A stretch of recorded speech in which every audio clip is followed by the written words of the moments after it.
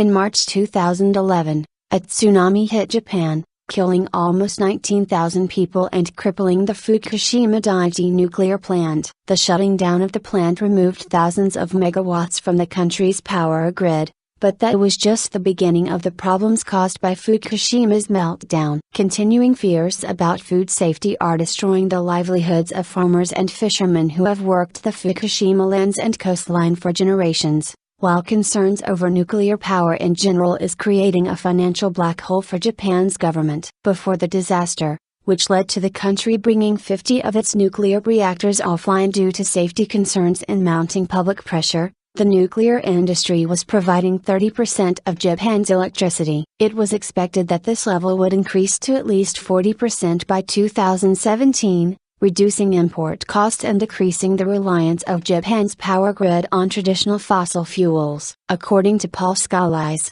a research fellow at the University of Tokyo, it was the goodwill of the Japanese people and its industries that prevented rolling blackouts hitting the country in the summer months of both 2011 and 2012. The word that was used here at the time was set sudden. Essentially it means saving electricity, he said. The message that went out was that it was people's patriotic duty to conserve electricity, and it worked. There is evidence that people responded. Without set sudden, Japan would have seen rolling blackouts during the summer months, when AC usage is at its highest. As part of the Set Sudden initiative, industries such as steel works and ceramics factories, which had taken themselves off the national grid in the 1980s and 1890s, fed their surplus power back to the grid to try to offset the shortages. While that undoubtedly helped, Japan's electricity companies have become increasingly reliant on importing expensive fossil fuels such as liquefied natural gas, LNG. According to figures from the Ministry of Finance, imports of LNG in 2012 were 11% higher than those before the 2011 tsunami. When combined with a regional cost increase because of rising demand, spending on LNG in 2012 was $27 billion higher than in the year before the Fukushima disaster, and gas now accounts for more than 8% of Japan's imports. Fuel costs for the 9 Japanese electric power companies which own and operate nuclear power plants also increased by 94% from their pre-Fukushima levels of $36.2 billion in 2010 to $70.9 billion in 2012's fiscal year. Dr. Scalise told Al Jazeera that this solution was not one that could be used in the long term. It's not sustainable at all, he said. The renewable energies industry is likely to grow quickly over the next few years, but that is easy when you're starting from such a low base. The issue is that Japan doesn't have, for example, the deserts of the US, where you can put the solar and wind farms without protests from residents. Without nuclear power, the only option is LNG, coal or oil. At the moment, nearly 90% of electricity is coming from fossil fuels. According to Dr. Scalise, there are 3 possible options available to the Japanese government at this point, one of which would be to let the current situation continue and not reopen the nuclear reactors. This would just let the electricity companies' financial bleeding continue, said Dr. Scalise, and sooner or later they would have no choice but to declare bankruptcy. Obviously that option is not politically appealing. The second solution involves the government setting up a mass holding company for the nuclear assets in order to prevent the power companies from failing, although the complicated financial nature of this makes it unlikely. The third, and in Dr. Scalise's opinion, the most likely, involves getting the banks involved with the power companies to issue short-term low-interest loans until they are able to start reactivating nuclear operations and research on a small scale. Public perception. It is public nervousness at the idea of unsafe plants that is delaying the restarting of many of Japan's nuclear reactors. A study by the World Nuclear Association shows that the longer the crisis drags on,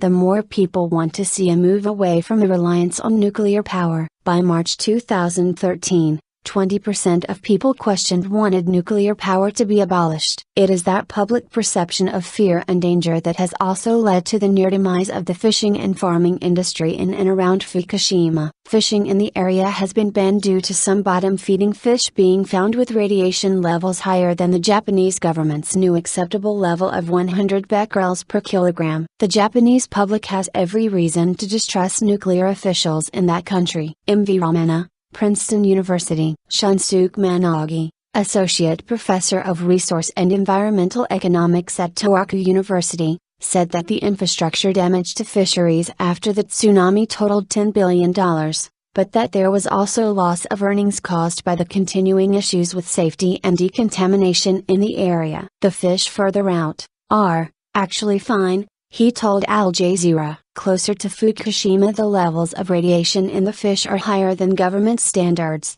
but those have been increased recently. In actual fact, fishermen in the area suffered a $2.6 billion loss of revenue in 2011, and a further $1 billion in 2012. In the prefectures beyond Fukushima, there are no problems at all and fishing is continuing as normal. Just days ago, however, as Fukushima again hit the headlines due to an increase in recorded levels of radiation, South Korea announced it was banning the import of all fish from Japan. Japan had annual fish exports worth around $92 million to South Korea, accounting for about 13% of its total exports. It is damage caused by rumors, Professor Managi said. The group, for example, planning to export squid to Korea, said their loss would be several $100,000. They are located in the north of Japan and are in no way related to Fukushima. This kind of rumor is understandable. The people of Korea are afraid because of the Japanese government's and TEPCO's poor responses to the problem. The farming industry,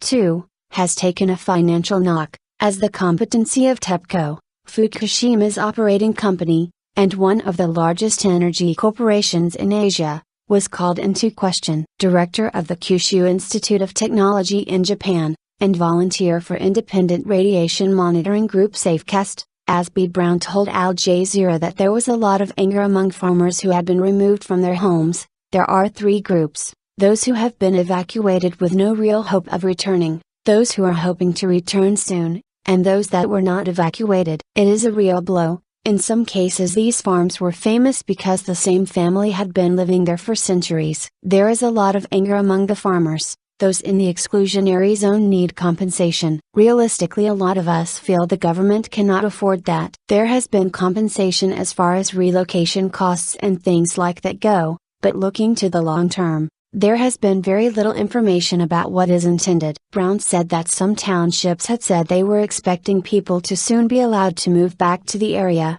thus delaying the discussion of long-term compensation. In the meantime, farmers are suffering, even those with land in areas no longer registering unsafe levels of radiation. Farmers with land in the orange zone, just beyond the worst areas, have sent samples of different crops to independent labs, and the majority have come back without levels surpassing those considered to be safe. Of about 10 million bags of rice tested, about 75 or 80 came back with higher levels than those allowed, said Brown. For the farmers, it is a human rights issue. They want to be allowed back onto their land, they know the risks and the environment they are in, and they want to be allowed to return. Lack of trust. Even if they were allowed to return, it would be unlikely that the crops they produce would sell. They are suffering from the Fukushima name, said Brown. It is an understandable human reaction. If there is a choice of food, then why would you choose one with this reputation? In reality, the standards set by Japan are the most strict in the world. A plethora of mistakes in the handling of the Fukushima disaster have, however, made people distrustful of the government and whether food safety is being correctly monitored. Even the most recent plans, and sizable investment from the government, to stop the radiation leaks have been met with skepticism. Dr. M.V. Ramana, a physicist specializing in issues of nuclear safety with the Program on Science and Global Security at Princeton University, said that he did not believe the scheme would succeed. This was reinforced when I heard about the primary component of the response, the frozen soil wall, he said. Not only is this strategy untested on the scale that is being contemplated, but this wall would be vulnerable to loss of power and possibly earthquakes. The 2011 tsunami, which led eventually to the nuclear meltdown, was caused by a 9.0 magnitude quake around 70 kilometers from the coast. More than 900 aftershocks have since been recorded in the area. It is this lack of faith that is contributing to people's distrust of food coming from Fukushima. Despite independent readings that support the government's findings that the majority of produce is safe, the Japanese public has every reason to distrust nuclear officials in that country, Dr. Raymond said. Regaining that trust is going to take not just a lot of time, but a complete overhaul of the nuclear village, which hasn't happened and is unlikely to happen anytime soon.